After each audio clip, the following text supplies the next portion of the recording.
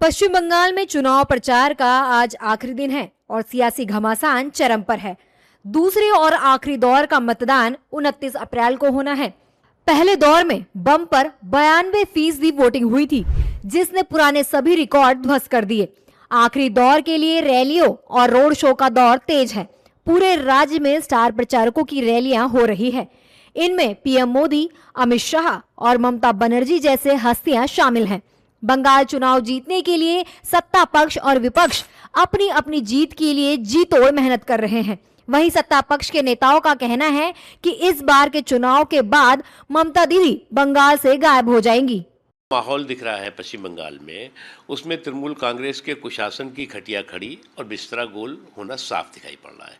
और मैं इसलिए कह रहा हूं कि तृणमूल कांग्रेस के कुशासन की खटिया खड़ी और बिस्तरा गोल साफ दिखाई पड़ रहा है कि जिस तरह से उन्होंने माँ माटी और मानुष के साथ छल किया है, जनता उनको छूमंतर करने पे लगी हुई है और छूमंतर करने का प्रण ले लिया है उसने। नहीं, ये प्रचार का आखिरी दिन है और ये सही है कि पश्चिम बंगाल के लोग कितना भी शोर शराबा कर ले, टीएमसी उसके जाल में आने वाले नहीं है। हम लोग इस चुनाव में भारी बहुमत से जीतेंगे और बुरी तरह से टीएमसी हारेगी।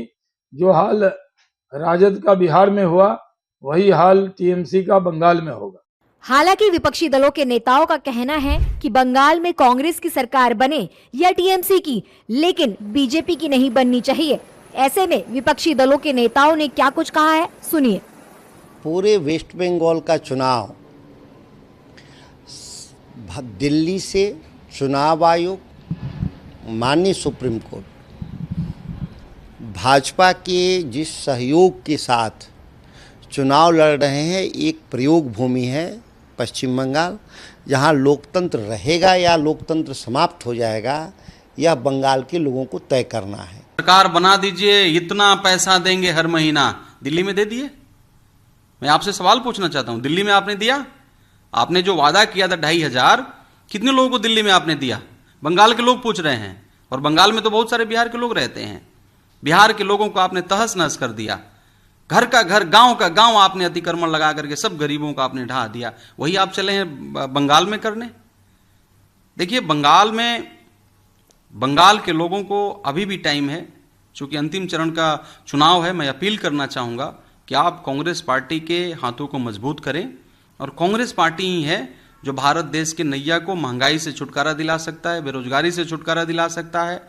बता दें कि महज 2 दिन बाद 29 अप्रैल को पश्चिम बंगाल में विधानसभा चुनाव के लिए दूसरे और आखिरी चरण का मतदान होने जा रहा है। इस चरण से तय होगा कि अगले 5 वर्षों तक राज्य की सरकार कौन संभालेगा। मतदान का दिन जैसे जैसे नजदीक आ रहा है, पश्चिम बंगाल में राजनीतिक गतिविधियां चरम पर पहुंच गई हैं।